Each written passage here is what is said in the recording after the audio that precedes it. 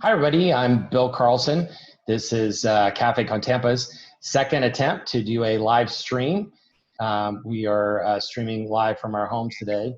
This is, as I'm talking to you, I am going to post this on the Café con Tampa website or Facebook page, so everybody on Café con Tampa can see it. There we go.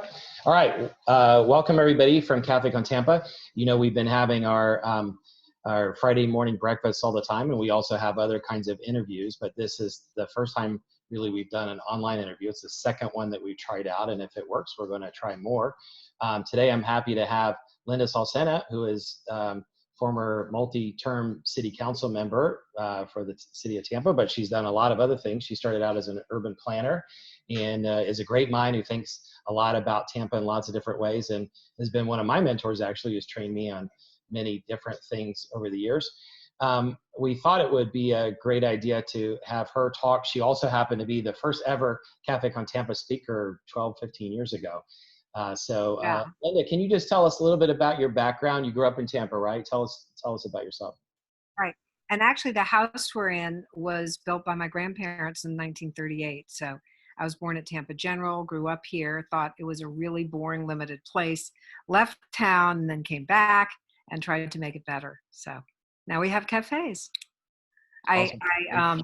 I really love Tampa, and I feel like it has fabulous potential, and we are beginning to play out what we could be, but many important decisions need to be made going forward. And you started as an urban planner, right? Yes. I worked at the Planning Commission, and actually this is kind of fun. I wrote the Hyde Park plan and the Davis Islands plan, and I wrote zoning recommendations. It was very frustrating trying to get the elected officials to pay attention. And I talked to a friend of mine who said, if you really want to change things, either become a developer, a banker, or a politician. So he became a developer and I became a politician. Tell us the story. You told me several times. Three other people that along with you. Yeah. Tell me the story you've told a lot of times about Hyde Park. What was, I mean, of course I remember it, but tell everybody who might not have grown up in Tampa, what was Hyde Park like in the 70s and 80s, and how did it change? When I came back, I went to college in New Orleans, which was a fabulous experience and really formative. And it's where I fell in love with historic preservation and old buildings. So I came back to Tampa and thought, wow, you know, Ybor City is kind of like the French Quarter, and Hyde Park is sort of like the Garden District. However, at the time, it was really falling apart, and the banks wouldn't lend money. This is a true life story.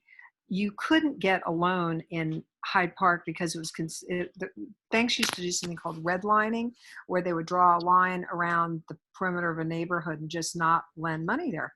So, as a planner, we were trying to get the neighbors to talk to bankers, and the way I met the woman Jan Abel, famous preservation architect, who eventually introduced me to my husband, was she was trying to buy a house 1 block on Morrison off of Bayshore for like $35,000, and she was employed full-time as an architect. Her husband was a full-time librarian, and they couldn't get a loan. So she went to Jim Hargret. At that time, banks were segregated, and Jim gave them a loan for the house, and then he became interested in preservation, and he became a state representative and then a senator, and he always supported preservation. And interestingly, his assistant was Lena Young Green, who then became, you know, like the savior of Tampa Heights. Yeah. But anyway, so Hyde Park was really run down, and we went to the city and said, you got to pay attention. And we went to the school board, who was getting ready to close down Gorey School because they said there are never going to be kids in this neighborhood. It's an old neighborhood. No young people are going to move in here. And we said, trust us, there's going to be young people. And so we got them to not close down Gorey, which then, 10 years later was bursting at the seams. Tell us, really how much do you think that $35,000 house is worth today? I can say that 20 years ago, Jan was tragically killed in a horse accident, a riding accident. And 20 years ago, it sold for $1 million. That was 20 years ago. So yeah. Amazing, some of the investments they made. And similar situation in Tampa Heights and Seminole Heights. I remember you could get a big house in Seminole Heights in the 90s for $40,000 or $50,000, and now they're approaching $1 million. As maybe some of them are above $1 million. Well, one of the interesting things is that historic preservation, which first got a real foothold in Ybor and then Hyde Park, has always been controversial. But in Hyde Park, it's meant that the property values are the highest of anywhere in the city, because people are required, although they fuss a lot, to pay attention to keeping the historical vibe of the neighborhood. I mentioned that you were a multi-term city council member. What are some of the high points of your term? What are you most proud of? Getting a Café ordinance passed. That was the very first thing. Having lived in New Orleans, I thought Tampa it's beautiful, great weather, we need cafes. And it took 4 years, which is ridiculous. And that gives people the right to eat, drink outside? Yeah, just put a table for a restaurant to put a table on the public sidewalk. It was absurd how long it took. And then I worked on this issue for 12 years, trying to get a bicycle pedestrian path from Tampa to Clearwater over the Courtney Campbell Scenic Corridor. First, we had to get it named officially a scenic corridor, and then come up with a plan which envisioned this bicycle pedestrian connection. And then we got the money from the Department of Transportation. I believe because they felt guilty about tearing down the Gandy, which they shouldn't have done. But and then so it's like 1 step forward, 2 steps back. Yeah, so I mean, you could tell so many stories. I remember years and years ago, you came up with a overlay plan for Kennedy. You came up with an overlay plan for Bush Boulevard. You and I worked together to try to save the Jackson House years ago, and you were the first person to ever tell me the story about Central Avenue, like 10 years ago, before anybody was really talking. Can you just give us, like a 1-minute story for anybody who doesn't know, what was the Central Avenue area? What was it like? Main drag. It was in Tampa in the past. Tampa's Black community was by design separate. I mean, the Black community wasn't invited to be part of the white community up until, God knows, the 70s. So Central Avenue was the main boulevard in the Black community where all the lawyers, doctors, entertainers, people had their shops and restaurants and offices. And it was where you went on a Saturday night because all the clubs were there. It was the place to be. And Senator Arthenia Joyner's family had a place along there. I mean, it was such a fabulous area. So when Johnson came along with the Great Society money to rebuild slums, there had been race riots in Tampa, and Dick Greco was mayor, and he said, well, let's build the interstate right through the heart of this community. And if you were cynical, you could say, what worse thing could you do to a community than to take out its heart, to take out its main corridor, its main boulevard, its main drag? So it was tragic. It killed it killed the sense of physical community. It literally tore it down. And what they've done subsequently is like an effort, but the community was literally torn in half like a piece of fabric by the interstate. And the interstate built this huge wall, and people literally couldn't get from one side of it to the other. And I'm thrilled that we're trying to do some rebuilding, but what was there was irreplaceable, and it was a tragic loss. The more I learn about local history, the more eye-opening it is. This was a terribly racist town. We've thankfully made strides, and we have a good mayor now, and we've got good city council, and things are evolving. But man, oh man, you were there to hear the story about the 4 Black police officers who had the temerity to say, this agency isn't fair. This was in the 60s. And they did a federal lawsuit. And the city of Tampa, because we lost the lawsuit because there wasn't parity, changed not only the police department, but other departments. But Black officers had to change in a different area. They had to have roll call in a different area. They weren't allowed to ride in police cars. I mean, it was crazy stuff. But now it's different. So setting aside the pandemic that we're all going through right now, and for anybody, by the way, we figured there's so much programming on the pandemic, we'd offer you something different maybe. But setting aside the pandemic, what if you could just do whatever you wanted to make Tampa better right now, what would you do? What would be 3 or 4 or 5 things, high points about things that you would do to make Tampa a better place? I plant trees because trees slow drivers down and they provide shade. And I hate how hot this city is in the summertime. If we planted trees, particularly flowering trees, all over creation, it would transform the city. Now, I haven't been to Singapore, but you have. Isn't it supposed to be just fabulous with the... Yeah, the Prime Minister of Singapore, the founding Prime Minister, was personally interested in trees, and he found trees that would provide the maximum amount of shade, because it's like our summer year round. And when you arrive, you drive down the interstate. Imagine 275 being completely covered with shade, and that's just one street. Oh my God. And Tampa, because of Linda's help and others, is one of the best ranked tree canopies in the world, because of in particular, some of our historic neighborhoods, the trees have been protected. And I remember Linda leading an effort, what was it, 10 or 15 years ago, where you brought together developers and tree activists to try to come up with a tree ordinance, which was just recently updated, and the governor, legislature preempted it. Tell us a little bit about trees and the importance of that. Oh, well, they're so beautiful. They give us oxygen, they give us shade. And it's galling that the state legislature said that our local rules are superseded by their rules. We should be able to make our own rules about trees.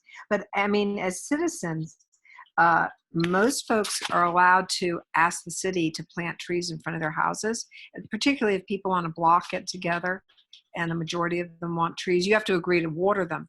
But man, what a difference it makes. It just is dramatic. So what else besides trees? What would be another thing that you would do if you could affect anything positively? If I could be put in the world right now, yeah, sort of appealing. Right at this moment, I would encourage everybody to go out and do chalk art, because it's encouraging at this particular moment in time. But longer term, I think that neighborhoods doing community gardens, creating anything you can do to create a sense of identity in a neighborhood and community is to the good. So when we, the city, make areas available for a community park or garden, it gives people a reason to get to know each other and gather and work on things. It can be for gardening, it could be for art, it could be those little libraries that people put up. They're like 12 by 12 on a post, and people add and take back books. I think that that's all marvelous. I would spend, if I were looking ahead to the city, I would look at spending money on I would emphasize cultural activities in neighborhoods, and I would look at seeing public safety has a place, but there also needs to be public opportunities for creativity. And what else? What would be number 3? Okay, so neighborhood creative ventures. I would come up with grants to neighborhoods and say, you come up with a proposal to us, and we, the city, will, pick up half the tab or something. And I'm talking about, it could be community theater, it could be puppets, it could be storytelling, it could be interviewing the elders of a neighborhood and compiling their stories. Anything to connect people to a sense of community. I think that would all be to the good. Great. What else? Number 4? Might we at 4 or 3? Oh my goodness, it feels like you figured this out in advance, and I'm just making it up as I go along. I'm just making this up too as we go. But you're always full of ideas. I mean, you have 100 ideas in your head at any one moment. So I figure it should be easy to pull 4 out. Your problem is trying to narrow the list down, I think. That is true. Okay, we'll say it's not your priority list necessarily. It's just 4 that you think, 4 or 5 that you think are important. Okay, so another idea, and this actually wasn't mine, but it was so good that I'm gonna take it, is to take buildings that the city has that could be repurposed for something else. For example, the downtown library, the original Carnegie Library. A grad student at USF named Skylar Sorensen thought that would be cool to use not as administrative offices as it's used now, but as a library for the people in the neighborhood, the people in the city, and focus it on cooking, healthy cooking, doing a community garden, doing cooking classes. I feel like the more social capital that people have in their neighborhood, the more connectivity, the more they collaborate on things, the better, the healthier this community will be. And since Tampa's growing so rapidly, we need to give new people and older people an opportunity to get to know each other and collaborate on things together. Whenever I hear somebody say they're bored, I go crazy because there are so many things that need doing. There are, young people that need supervision. There are older people who need cookies brought to them or a story read to them or something engaging to be involved with. There's so much to be done. And we, the city, should be as supportive of physical platforms within neighborhoods for people to get together and do these things. So I think that would be the most extraordinary thing. Janice Davis is making a bunch of comments underneath. Ah. So hi, Janice, and another Davis Islander. Anything else? A fifth one? Any other ideas? Yes, I think that as people have older houses and older houses need help, there's a tendency to just get what we used to call the stucco man to come by, not a literal person, but somebody who would take a wooden house and just slather stucco over it because it was like a cheap, quick, easy fix, but ultimately the house falls apart behind the stucco. There need to be classes available for people on how to care for old houses because ultimately it's the city's benefit for people to understand, how to fix sash cords or whatever. And these don't need to be all city things. It could be collaborative with Brewster Tech or, just organizations in the community that would teach these things. So Janice has commented a couple times about sidewalks. What else? What do you think should be done with sidewalks? Anything else in the city with sidewalks? Oh, sidewalks need to be all around. And some neighborhoods, the city didn't used to require them. So some builders built them and some didn't. And usually the neighborhoods that have the fewest resources and people use public transit are the ones that need sidewalks the most and don't have them. So I think if you look at what it costs to do, one single piece of major highway, it's a fortune versus the cost of doing sidewalks, which is a much better long-term investment. There was a guy who spoke at USF who had been the Surgeon General of the United States. He said the two biggest issues were depression and diabetes. And he said both of those can be solved with sidewalks and shade. Because if people get out and walk, it increases your endorphins and it makes you less depressed and it helps your diabetes. And I thought, wow, that's brilliant. He wanted this to happen nationally. And so he came to Tampa to speak to the School of Architecture because he said, y'all are going to be designing cities and you need to think about ensuring that there's connectivity. I think the stupidest thing. Sorry, let me ask you a question because your background is in planning and design. You've driven me around neighborhoods and helped educate me, among others, about good architecture versus bad architecture. And I think in certain ways you're not a fan of some of the Mediterranean revival styles. I know for sure you're not a favor of 2 or 3 story arches. How should, as the neighborhoods are each trying to develop their own character, how should they define what the architecture is? So we see a lot of neighborhoods going through gentrification where there were these homes that Peggy Land and her late husband developed that I think were $10,000 or $12,000 at one point. Now they're being torn down for $400,000 or $500,000, and they're building a $1.5 million mansion there. How should the neighborhoods create a sense of style, and then how does that roll up into the sense of place for Tampa? And how should we, as neighborhoods and neighborhood leaders, give guidance to developers and architects? Well, I think we shouldn't tell people what to build. I think what we need to address is the public realm, which are the sidewalks and the trees and the scale of things. John Dingfelder did something years ago that I thought was brilliant. He said people could build a little closer to the street if they built front porches. Front porches are the single most dramatic contribution to neighborhood connectedness, because people sit out and they chat with their neighbors when they walk by. So I'd rather than address the physical building of somebody's house, I think the things to address are the sidewalks, the trees, the setbacks, the encouragement of front porches, and um, the not letting people park their cars in their front yards, which makes me completely nuts, and having a little bit of space between houses. If you're not a townhouse, there should be a little bit of elbow room between you and the house next door. But trees are the single best thing. I mean, you can have a really mediocre house, but if you have a great tree, it just, it covers up all the problems.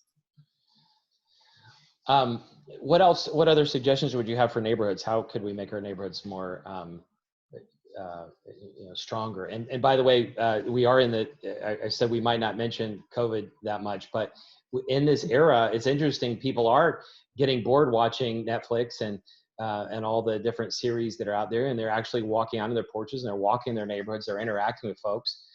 What could we do long term to build the neighborhoods, and what trends do you see now that we could hold on to?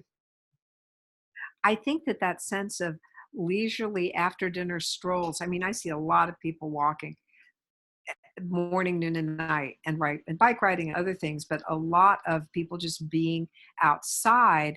And it happens to be a beautiful time of year right now. But the more comfortable it is because it's shady or it's well lit or it's safe. Safe is a big deal. If you have a sidewalk, you might let your kids go out on it. If you don't have a sidewalk, you're much less likely to allow them out to, go around. I think that would be the single best investment that we could make. And I think that giving people opportunities to get together. The city's been investing in parks pretty well for a couple of years. I think the more we continue that, the better. Parks are great for people. Yeah, it's sad that the parks, unfortunately, because of the social distancing, are closed right now. But people really, really want to use them, and I think they'll be eager to use them again. What other ideas do you have for Tampa? Things that you wanted to achieve that you haven't yet. Issues that you're working. I know you're very involved in the arts. You're involved in civil rights. Continue to be involved in trees, as we talked about, historic preservation. What else have we? A transit system. Yeah, today the county commission did this horrible vote where they put off setting a public hearing, so that it's going to be at least 2 years before we can possibly vote on that 1 cent sales tax that passed a year and a half ago. And I don't know how they're going to figure out how to give the money back that's been collected for that 1 cent transportation tax. It's really one of the worst votes I've ever seen. But on a positive note, I love the idea that we're moving toward a downtown neighborhood that's going to be very walkable. And hopefully that will just encourage neighborhoods to have the plans to develop more walkability. I think that's really one of the best things we can do. Also, trees are good for birds. And in this time of less commuting, I've become aware of how rich Tampa is in birds. And I mean, it just, quality of life. One of my friends had a cardinal fly in the house this morning, and in his house, and not in another house. Yeah, we're all staying in touch by phone now. It's interesting that how conversations are different. The kind of old school way, which I subscribe to, is you meet over coffee and you have a nice conversation. Now those conversations are being shortcutted, but also because people are sitting at home, you can more easily reach people nowadays. What about the arts? So you're a big supporter of the arts. Tell us what else we should do to build up the arts and support them. Well, I'm a longtime fan of the Tampa Theater, and I think everybody should go there all the time because it's physically beautiful and they show great movies and have great concerts.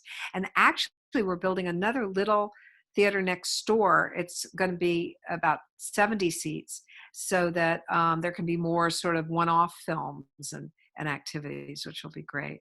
And Tampa Theater right now has a live streaming series. You want to tell us about that? People can watch movies live now on TV, on computer. You can subscribe to things, and what's really great about it is it helps support the creative people while we're not, while we can't do the usual things. So that's really special. But I feel like the more that we can, as we come out of this, buy local objects and support local businesses. It's going to be just so tremendously important. And Tampa has, a number of creative people and artists and small businesses of all sorts, from restaurants to repair shops, and everybody's going to need a lot of local support. Let me ask you one last question, unless there's anything else you want to say, but public art, you've also been involved in that. Where are the areas of Tampa that you think we need public art, and what kind? I think public art's great everywhere. I think murals are wonderful. I think individuals creating things and putting them in their front yards. I'm a little jealous that St. Pete has their, fabulous Shine mural program, but we're beginning to have murals all over the place here. I think it just makes you smile and it lifts your heart, and that's all to the good. Great. The more delight we can have in our cities, the better. And beauty makes us happy. Great. Well, thank you very much. I appreciate your time on this today. And thanks everybody for watching. And Linda, thanks for your continued help in the community. Look forward to seeing you all hopefully in person soon at Café on Tampa. I look forward to that. I've missed it. Thanks. Bye.